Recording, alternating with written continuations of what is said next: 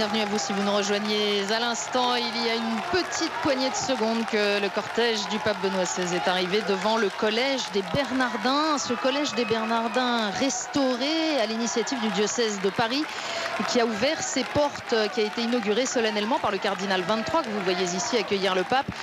Il y a quelques jours, en fin de semaine dernière, ce splendide bâtiment construit en 1247 à l'initiative de l'abbé de Clairvaux, Étienne de Lexington, pour accueillir des étudiants en théologie qui a contribué à la grande renommée de l'université de Paris.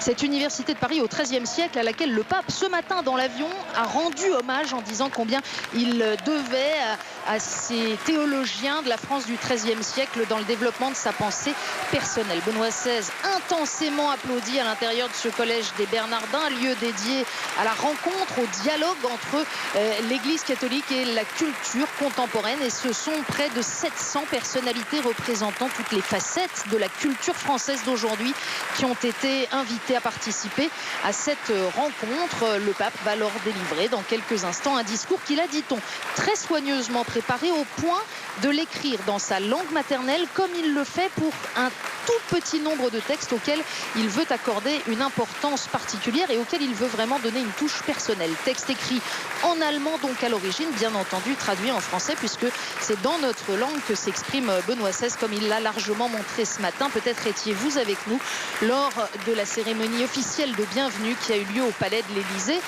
Cérémonie officielle de bienvenue avec échange de discours entre le président Nicolas Sarkozy et le pape Benoît XVI, notamment sur la question de la laïcité positive. Vous voyez ici Benoît XVI qui salue les officiels présents au premier rang, dont deux anciens présidents de la République française, Jacques Chirac et Valéry Giscard d'Estaing. Également présente la ministre de la Culture, Madame Christine Albanel. Et puis vous l'avez vu, le maire de Paris, Bertrand Delanoë, est là aussi.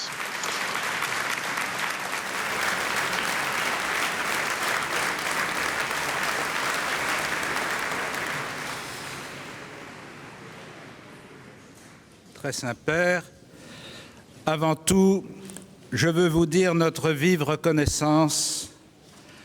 En effet, pour venir à Paris, vous avez généreusement accepté d'anticiper de 24 heures votre pèlerinage à Lourdes à l'occasion du jubilé des 150 ans des apparitions de la Vierge Marie à Bernadette. Pour ouvrir cette rencontre, vous ne m'en voudrez pas d'évoquer ici le souvenir et la figure du regretté cardinal Jean-Marie Lustiger, mort il y a juste un an. Le projet du Collège des Bernardins où nous sommes est vraiment son œuvre. Il y a pensé très longtemps, il n'a rien ménagé pour en rendre la réalisation possible, avec les soutiens très importants de l'État, de la ville de Paris et de la région d'Île-de-France. La restauration historique de ce magnifique ensemble architectural a été réalisée et le Collège des Bernardins a pu être rendu à sa vocation première de haut lieu de la culture. Sans l'intuition du cardinal Lustiger, sans sa détermination et son implication, je ne crois pas que cette œuvre aurait abouti. Mais si j'ai voulu vous inviter dans ce lieu magnifique et si je me réjouis que vous ayez accepté cette invitation, ce n'est évidemment pas seulement pour nous congratuler sur le patrimoine reçu de nos pères dans la foi. Le projet des Bernardins ne vise pas à reconstituer une œuvre du Moyen-Âge. Nous ne sommes pas une entreprise de sauvegarde du patrimoine historique, si brillant et si attachant soit-il. La question à laquelle nous sommes confrontés en ce XXIe siècle n'est pas celle de la duplication de l'université du XIIIe siècle, ni du XIXe siècle d'ailleurs.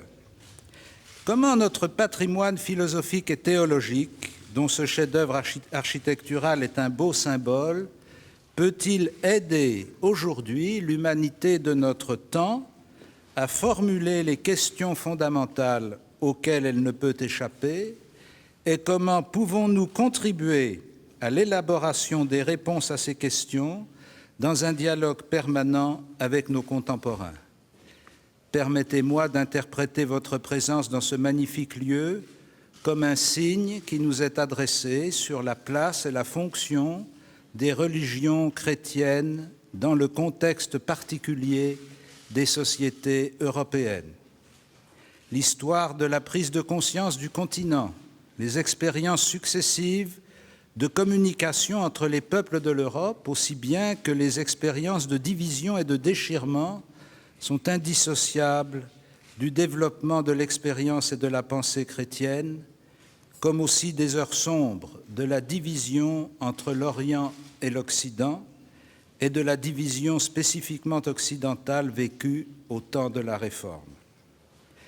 Depuis un demi-siècle, l'Europe cherche sa voie et se construit plus ou moins laborieusement, mais à mesure qu'elle s'étend en accueillant de nouveaux membres, la confrontation des cultures se fait plus vive, l'interrogation sur les finalités plus urgente.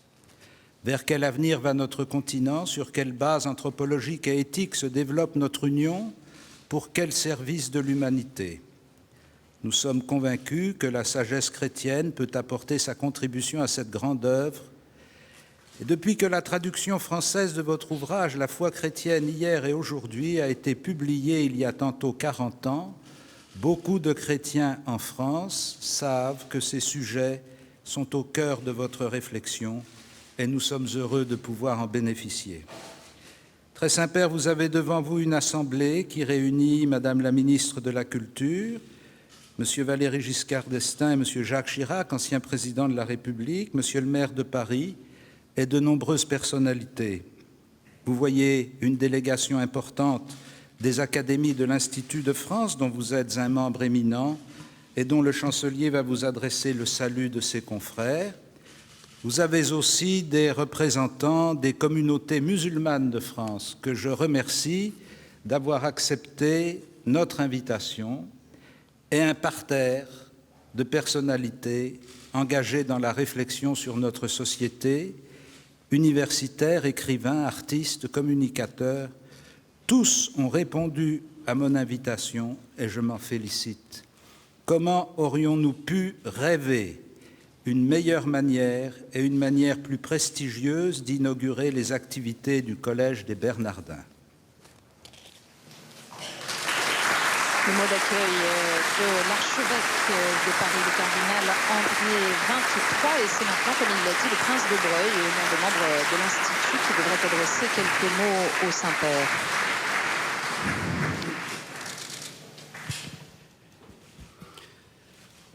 Très Saint-Père, à l'invitation de son éminence, Monseigneur le cardinal XXIII, il m'échoit l'honneur de présenter à votre sainteté l'Assemblée réunie ici en cette circonstance exceptionnelle.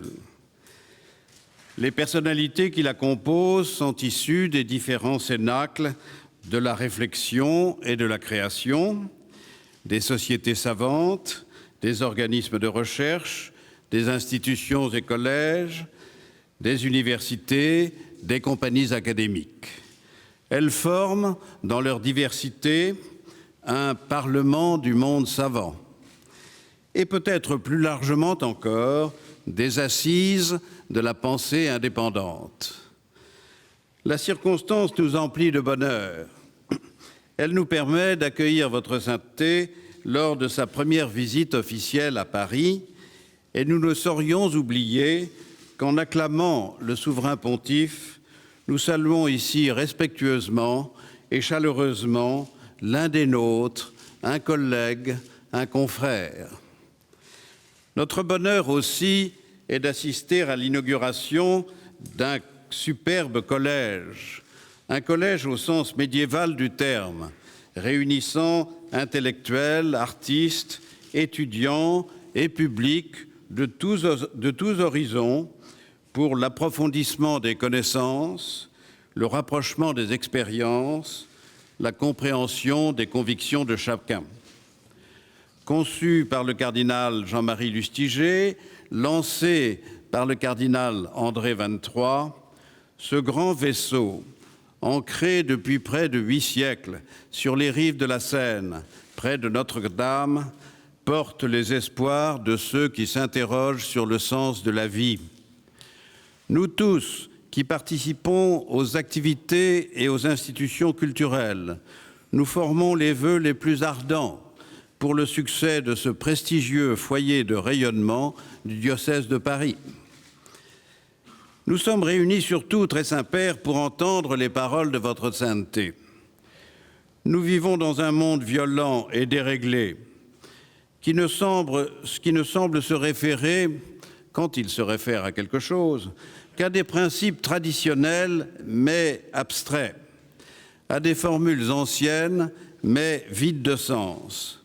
Partout dans le monde, les interrogations les plus graves naissent précisément de ce décalage entre les discours et les réalités. Les récents enseignements de votre sainteté se donnent pour objet d'y répondre. Ils portent sur l'espérance dans ses relations avec la foi, la raison et la liberté. Nos propres travaux, menés en toute honnêteté intellectuelle dans les différentes instances et les différentes disciplines auxquelles nous appartenons, nous amènent inévitablement à nous poser de telles questions. L'Institut de France, qui de tout temps pratique en son sein le croisement des savoirs et le brassage des opinions, est fier que son représentant soit invité à témoigner ici, en présence de tous, de l'alliance qui s'établit alors naturellement entre tous les hommes de bonne foi. Et à vous assurer, très Saint-Père, que c'est avec une extrême attention et dans un grand recueillement que nous vous recevons votre message de spiritualité et de modernité.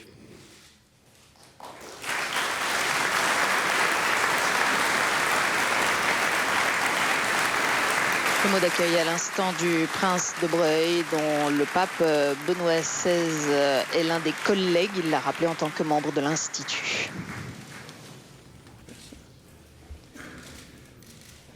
Monsieur le cardinal, Madame la ministre de la Culture, Monsieur le maire, Monsieur le chancelier de l'Institut, chers amis. Merci, Monsieur le cardinal, pour vos aimables paroles.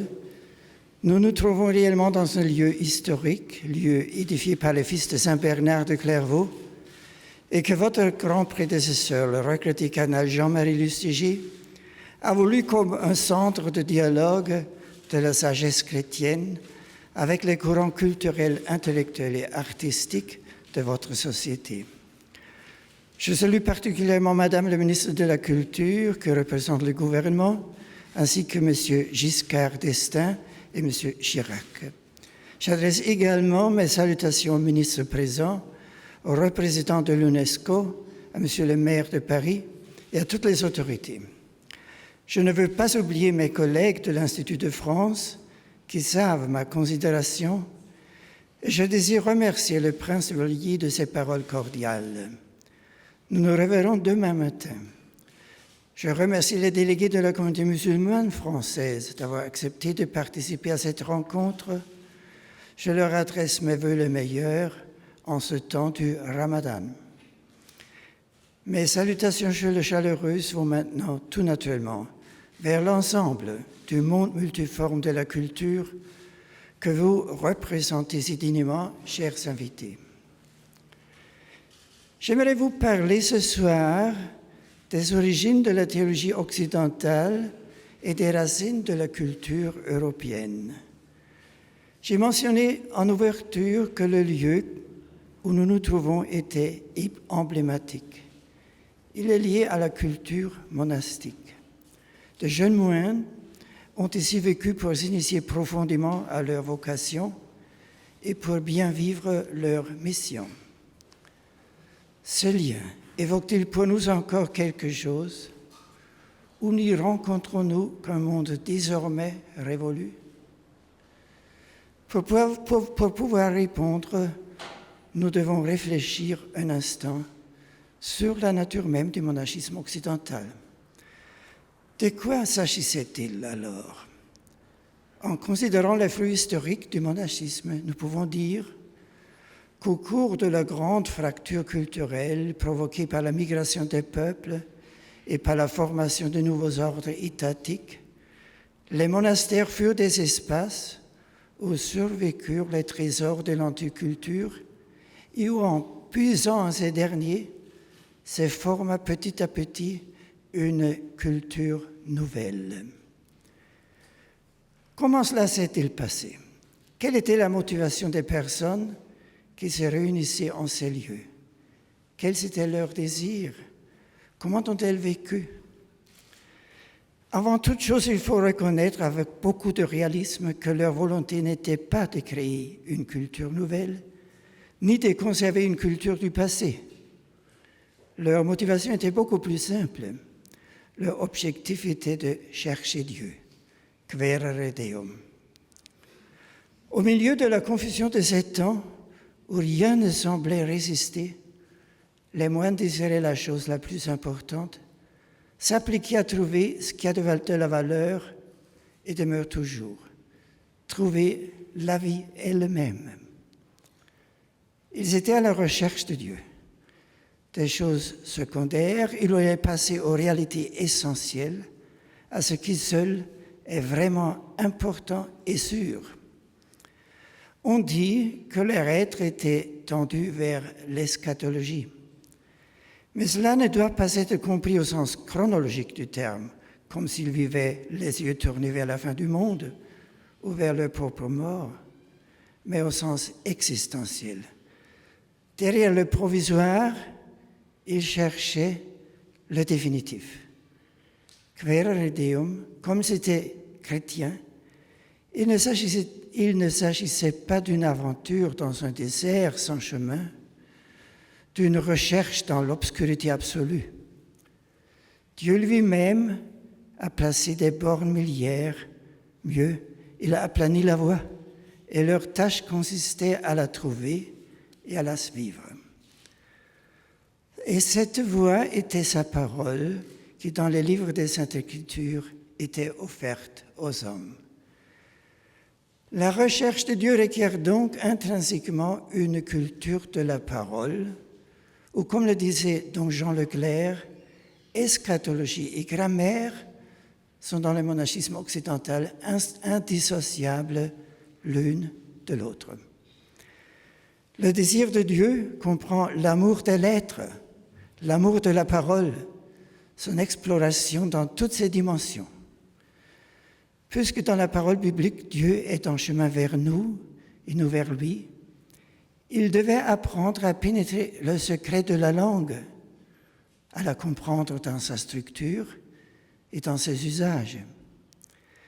Ainsi, en raison même de la recherche de Dieu, les sciences profanes qui nous indiquent les chemins vers la langue devenaient importantes. La bibliothèque faisait à ce titre partie intégrante du monastère, tout comme l'école. Ces deux lieux ouvraient concrètement un chemin vers la parole.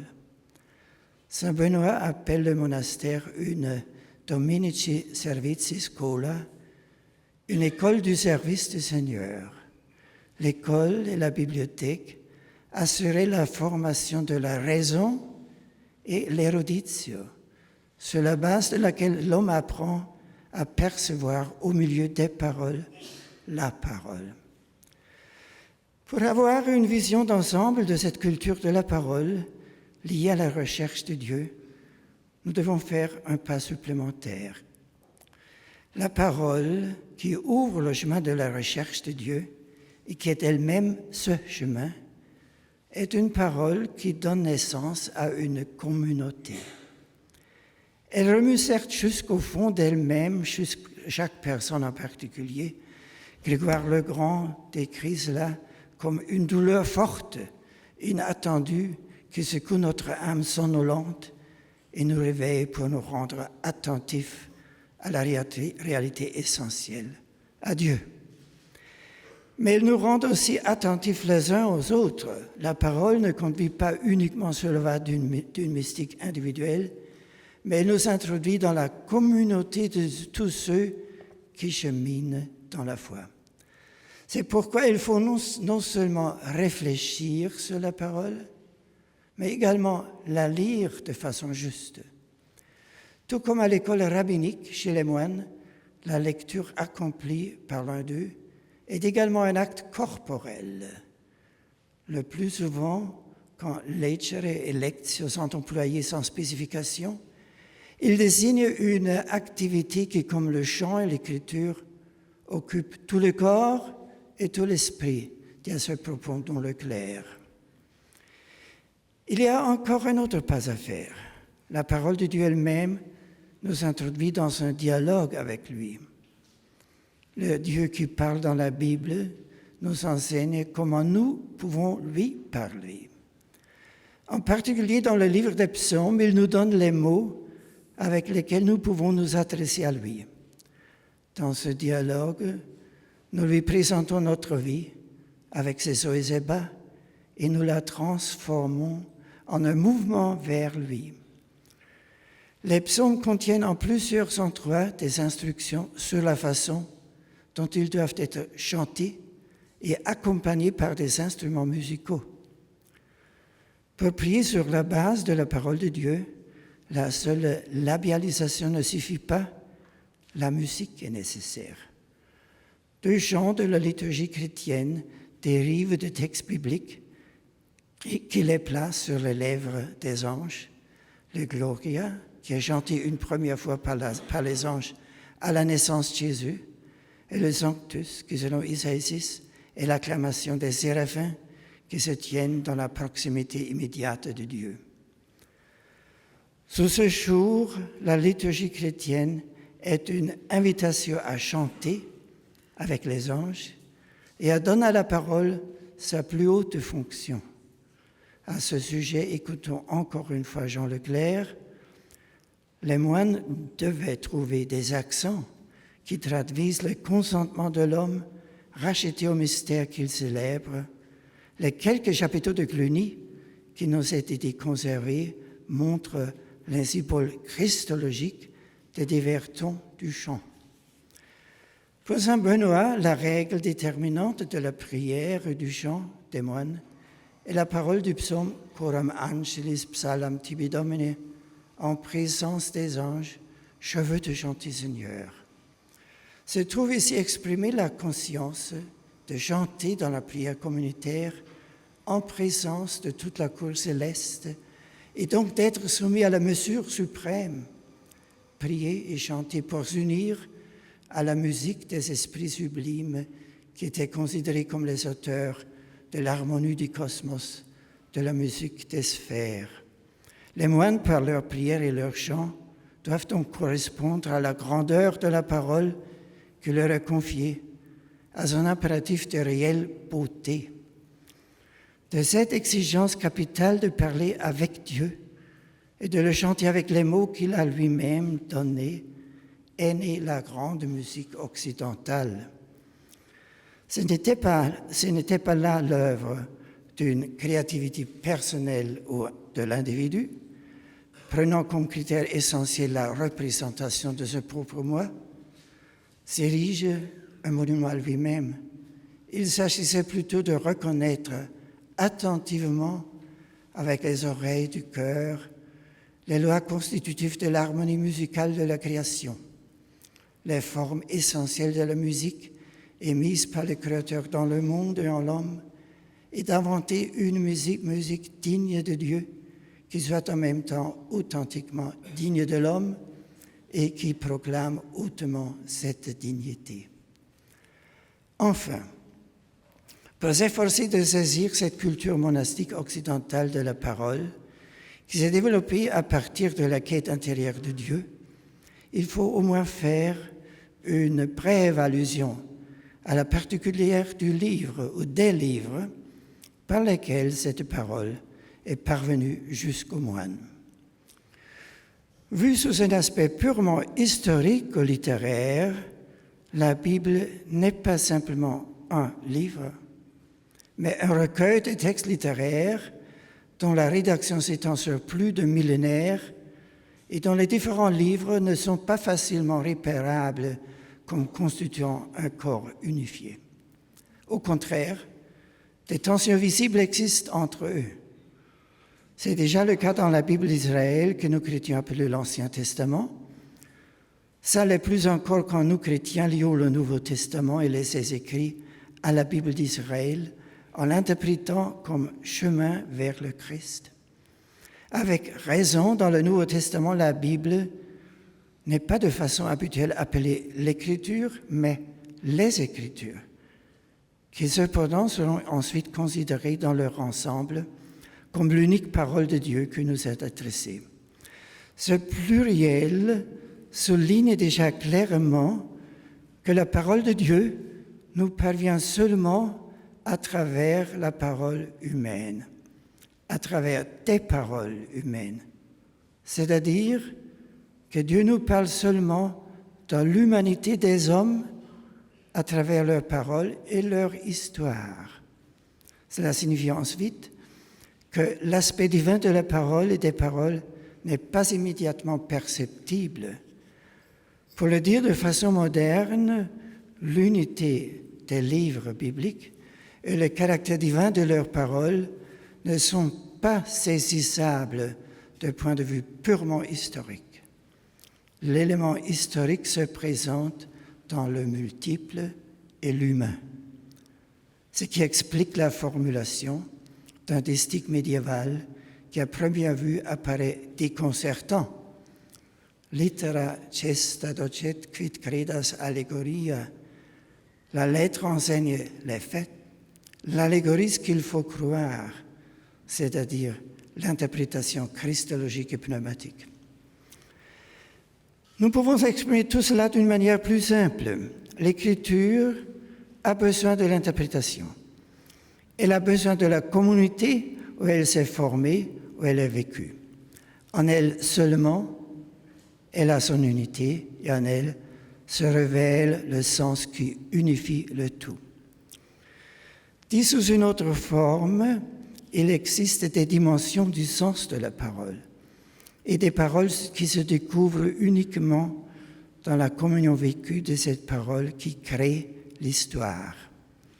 À travers la perception croissante de la pluralité de ses sens, la parole n'est pas dévalorisée, mais elle apparaît au contraire dans toute sa grandeur et sa dignité. C'est pourquoi le catéchisme de l'Église catholique peut affirmer avec raison que le christianisme n'est pas au sens classique une religion du livre. Le christianisme perçoit dans les paroles la parole, le logos lui-même, qui déploie son mystère à travers cette multiplicité et la réalité d'une histoire humaine. Cette structure particulière de la Bible est un défi toujours nouveau posé à chaque génération. Selon sa nature, elle exclut tout ce qu'on appelle aujourd'hui fondamentalisme. La parole de Dieu, en effet, n'est jamais simplement présente dans la seule littéralité du texte. Pour l'atteindre, il faut un dépassement, un processus de compréhension qui se laisse guider par le mouvement intérieur de l'ensemble des textes et à partir de là, doit devenir également un processus vital. Ce n'est que dans l'unité dynamique de leur ensemble que de nombreux livres ne forment qu'un livre. La parole de Dieu et son action dans le monde se révèlent seulement dans la parole et dans l'histoire humaine. Le caractère crucial de ce thème est déclaré par les écrits de saint Paul. Il a exprimé de manière radicale ce que signifie le dépassement de la lettre et sa compréhension holistique dans la phrase « La lettre tue, mais l'esprit donne la vie ». Et encore, là où est l'esprit, là est liberté. Toutefois, la grandeur et l'ampleur de cette perception de la parole biblique ne peut se comprendre que si l'on écoute saint Paul jusqu'au bout, en apprenant que cet esprit libérateur a un nom et que de ce fait, la liberté a une mesure intérieure. Dit saint Paul, le Seigneur, c'est l'esprit. Et là où l'esprit du Seigneur est présent, là est la liberté. L'esprit qui rend libre ne se laisse pas réduire à l'idée ou à la vision personnelle de celui qui interprète.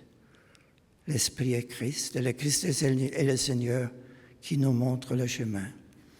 Avec cette parole sur l'esprit, sur la liberté, un vaste horizon s'ouvre, mais en même temps, une limite claire est mise à l'arbitraire et à la subjectivité, limite qui oblige fortement l'individu, tout comme la communauté, et noue un lien supérieur à celui de la lettre du texte, le lien de l'intelligence et de l'amour. Cette tension entre le lien et la liberté, qui va bien au-delà du problème littéraire de l'interprétation de l'écriture, a déterminé aussi la pensée et l'œuvre du monachisme et a profondément modelé la culture occidentale. Cette tension se présente à nouveau à notre génération comme un défi face aux deux pôles que sont d'un côté l'arbitraire subjectif, de l'autre le fanatisme fondamentaliste. Si la culture européenne d'aujourd'hui comprenait désormais la liberté comme l'absence totale de lien, cela serait fatal et favoriserait inévitablement le fanatisme et l'arbitraire. L'absence de lien et l'arbitraire ne sont pas la liberté, mais sa destruction. En considérant l'école du service du Seigneur, comme Benoît appelait le monachisme, nous avons jusque-là porté notre attention prioritairement sur son orientation vers la parole, vers ora. Et de fait, c'est à partir de là que se détermine l'ensemble de la vie monastique. Mais notre réflexion resterait incomplète si nous ne fixions pas aussi notre regard, au moins brièvement, sur la deuxième composante du monachisme, désignée par le terme labora. Dans le monde grec, le travail physique était considéré comme l'œuvre des esclaves. Le sage, l'homme vraiment libre, se consacrait uniquement aux choses de l'esprit. Il abandonnait le travail physique, considéré comme une réalité inférieure, à ces hommes qui n'étaient pas supposés atteindre cette existence supérieure, celle de l'esprit. La tradition juive était très différente. Tous les grands rabbins exerçaient parallèlement un métier artisanal. Paul, comme rabbi puis comme héros de l'Évangile aux gentils, était un fabricant de tentes. Il gagnait sa vie par le travail de ses mains. Il n'était pas une exception, mais il se situait dans la tradition commune du rabbinisme. Le monachisme chrétien a accueilli cette tradition. Le travail manuel en est un élément constitutif. Dans sa Regula, Saint Benoît ne parle pas au sens strict de l'école, même si l'enseignement et l'apprentissage, comme nous l'avons vu, étaient acquis dans les faits. En revanche, il parle explicitement dans un chapitre de son règle du travail. Augustin avait fait de même en consacrant au travail des moines un livre particulier. Les chrétiens, s'inscrivant dans la tradition pratique depuis longtemps par le judaïsme, devaient en outre se sentir interpellés par la parole de Jésus dans l'évangile de Jean, où il défendait son action le jour du Shabbat. Il dit « Mon Père est toujours à l'œuvre, et moi aussi je suis à l'œuvre. » Le monde gréco-romain ne connaissait aucun Dieu créateur. La divinité suprême, selon leur vision, ne pouvait pas, pour ainsi dire, se salir les mains pour la création de la matière. L'ordonnancement du monde était le fait du démiurge, une divinité subordonnée. Le Dieu de la Bible est bien différent. Lui, l'un, le Dieu vivant et vrai, est également le Créateur. Dieu travaille.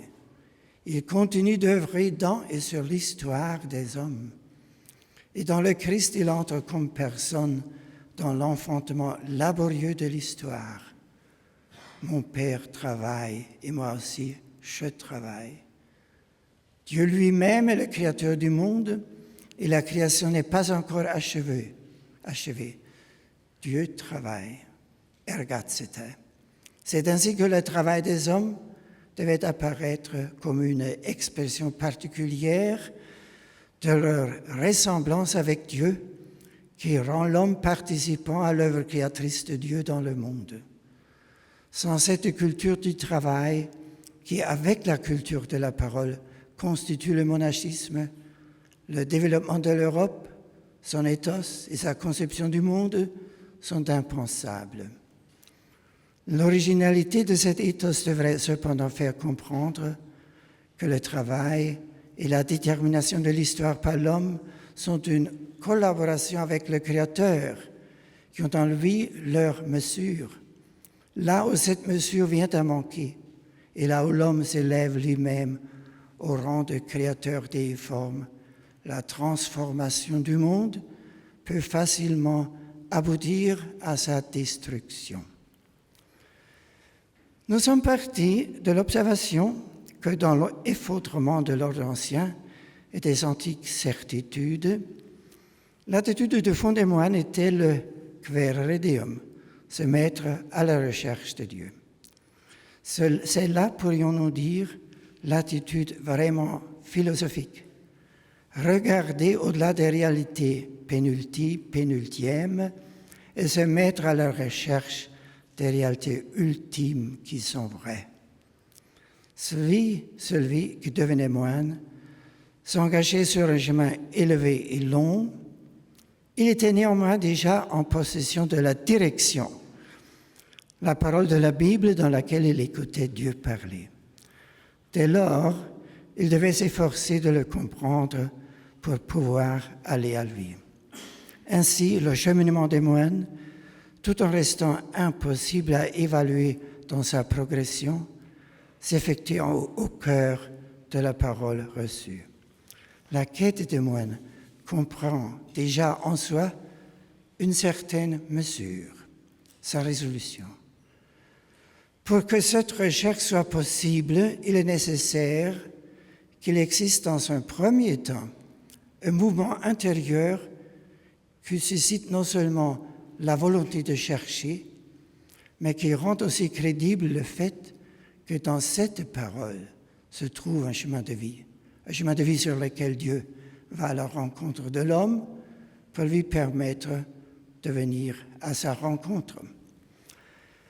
En d'autres termes, l'annonce de la parole est nécessaire. Elle s'adresse à l'homme et forge en lui une conviction qui peut devenir vie. Afin que s'ouvre un chemin au cœur de la parole biblique en tant que parole de Dieu, cette même parole doit d'abord être annoncée ouvertement. L'expression classique de la nécessité pour la foi chrétienne de se rendre communicable aux autres se résume dans une phrase de la première lettre de Pierre que la théologie médiévale regardait comme le fondement biblique du travail des théologiens. Dit cette lettre, vous devez toujours être prêts à vous expliquer devant tous ceux qui demandent de rendre compte de l'espérance qui est en vous. Le logos, la raison de l'espérance, doit devenir apologie, réponse. De fait, les chrétiens de l'Église naissante ne considéraient pas leur annonce missionnaire comme une propagande qui devait servir à augmenter l'importance de leur groupe, mais comme une nécessité intrinsèque dérivée de la nature de leur foi. Le Dieu en qui ils croyaient était le Dieu de tous, le Dieu un et vrai, qui s'était fait connaître au cours de l'histoire d'Israël et finalement à travers son Fils, apportant ainsi la réponse qui concernait tous les hommes et qu'au plus profond d'eux-mêmes, tous s'attendent. L'universalité de Dieu et l'universalité de la raison ouverte à lui constituaient pour eux la motivation et à la fois le devoir de l'annonce. Pour eux, la foi ne dépendait pas des habitudes culturelles qui sont diverses dans le peuple, mais relevait du domaine de la vérité qui concerne de manière égale tous les hommes. Le schéma fondamental de l'annonce chrétienne ad extra aux hommes qui, par leur questionnement, sont en recherche, se dessine dans le discours de saint Paul à l'Aréopage. N'oublions pas qu'à cette époque, l'Aréopage n'était pas une sorte d'académie où les esprits les plus savants se rencontraient pour discuter sur les sujets les plus élevés, mais un tribunal qui était compétent en matière de religion et devait s'opposer à l'intrusion de religions étrangères. Et c'est précisément ce dont on accuse Paul. On dirait un prêcheur de divinité étrangère.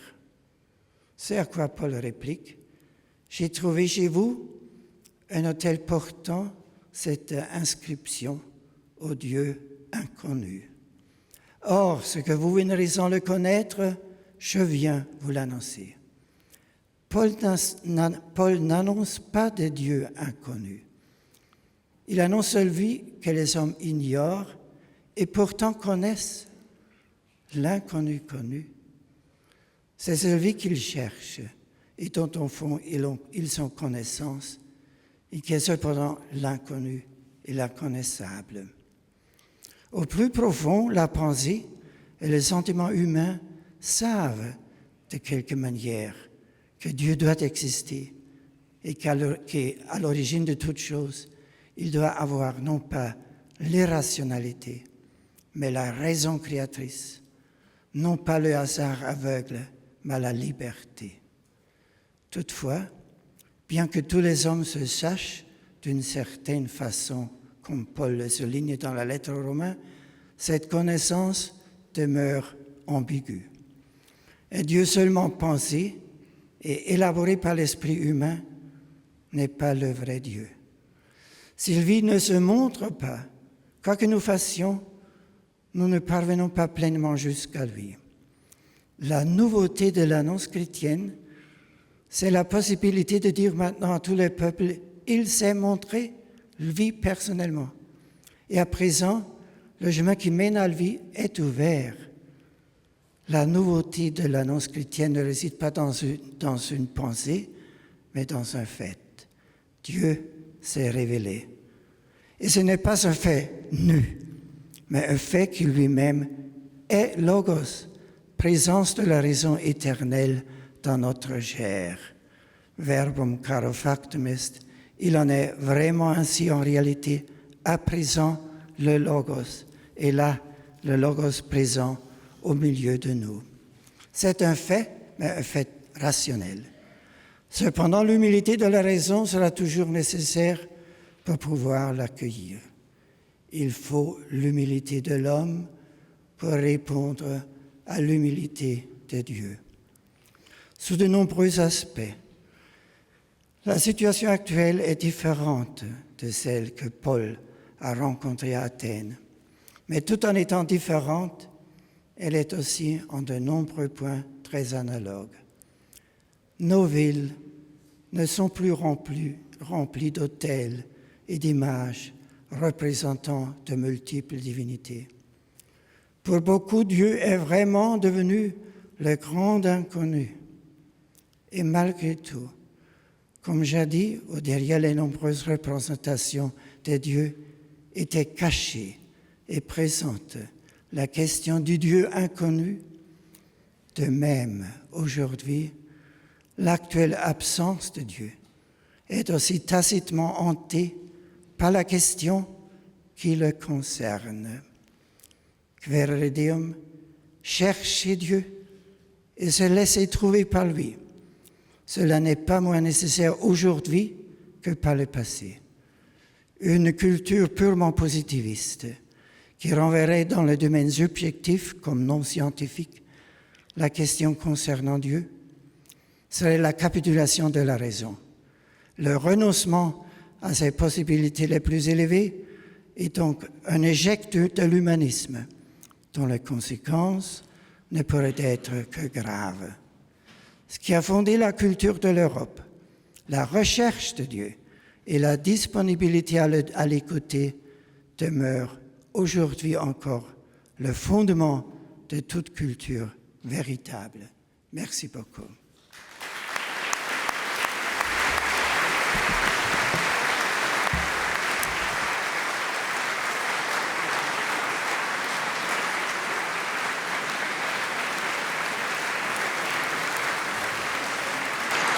Benoît XVI qui a voulu donc évoquer les origines de la théologie occidentale et les racines de la culture européenne avec ce long développement sur le contexte du monachisme européen, de sa création, de son développement, de ses différentes facettes et la conclusion selon laquelle tout cela est encore pertinent. Les représentants des communautés musulmanes de France, M. Mohamed Moussaoui, président du Conseil français du culte musulman. Musulmans qui ont été salués tout à l'heure par le pape. M. Dalil Boubaker, recteur de la Grande Mosquée de Paris. M. Azzedine Gassi. M. Saïd Ali Koussaï. M. Anwar Bigbek. M. Lach Tamibrez. M. Haïdar Demir Urek. M. Ahmed Jabala.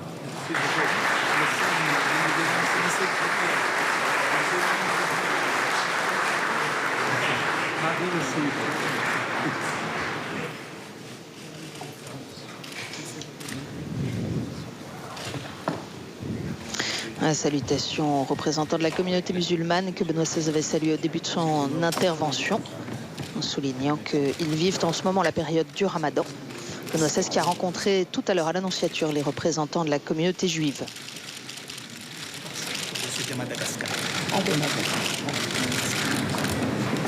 Le père beaucoup est chargé des relations avec l'islam.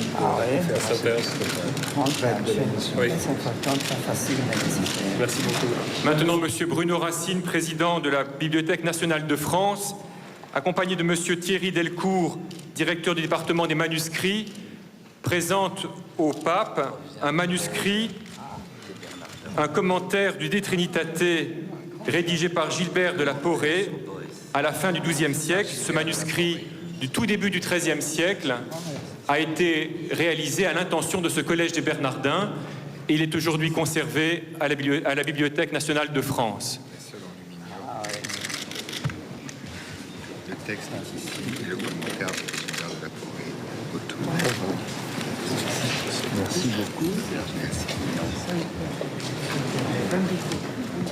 Salue maintenant le Saint-Père, les représentants de l'UNESCO, son Excellence M. Georges Anastasopoulos et son Excellence M.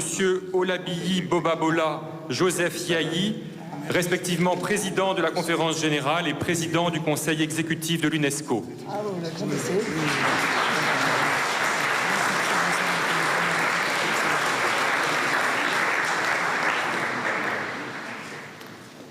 M. Gabriel de Breuil, chancelier de l'Institut.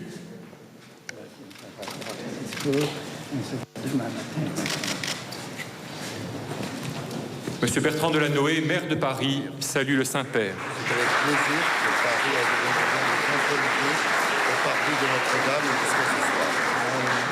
Merci beaucoup. Mais je vous en prie. Je pense que c'est une belle journée. Une médaille commémorative. Une médaille commémorative de cet événement est remise au pape. C'est le livre qui présente l'histoire et les travaux.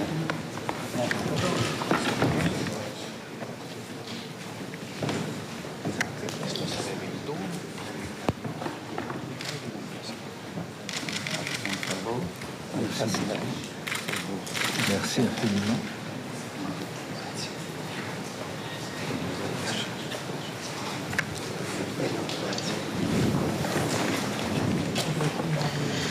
Le pape qui lui aussi a fait un don au Collège des Bernardins, un fac-similé d'un manuscrit de la Bibliothèque apostolique vaticane, manuscrit réalisé à Rome à la fin du XIVe siècle à la demande du pape Boniface IX.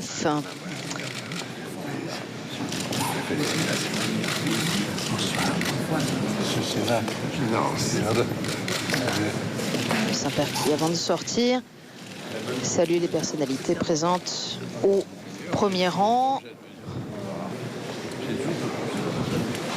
Et seulement au premier rang, car les personnalités de tous ordres, on l'a dit, sont nombreuses à l'intérieur du Collège des Bernardins. Il y a là, outre les membres de l'Institut de France, on l'a dit, des universitaires, des chercheurs, des écrivains, des artistes, des comédiens, des réalisateurs, compositeurs, directeurs de théâtre ou de musée, des personnalités des médias, nombreuses, des responsables de diverses manifestations culturelles et des éditeurs.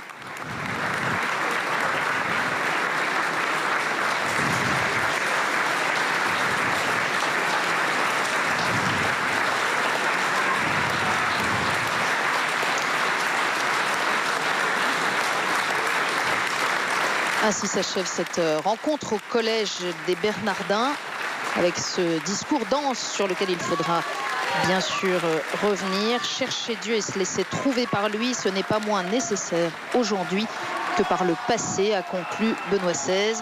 Ce qui a fondé la culture de l'Europe, la recherche de Dieu et la disponibilité à l'écouter, demeure aujourd'hui encore le fondement de toute culture véritable. Le pape Benoît XVI va maintenant monter à bord de sa voiture panoramique pour un trajet à travers Paris pour permettre à tous les fidèles parisiens, franciliens et même très au-delà venus des différents diocèses qui sont sur les quais de Seine de le saluer sur le passage qui va le mener maintenant à la cathédrale Notre-Dame de Paris où il priera l'office des vêpres en compagnie des religieux, religieuses, diacres et séminaristes qui sont rassemblés dans la cathédrale. Mais Benoît XVI, fidèle à lui-même, tel qu'on le connaît à Rome et traditionnellement dans tous ses déplacements, qui, malgré les impératifs horaires de l'organisation et du protocole, prend le temps de saluer ceux qui ont passé de longues minutes et même de longues heures derrière les barrières dans l'espoir de l'apercevoir. Et vous l'avez vu, avec ce touchant geste pontifical, il a embrassé plusieurs bébés. Voilà un petit retour pour nous par la régie de KTO et on se retrouve juste après pour suivre le cortège du pape à travers Paris jusqu'à Notre-Dame.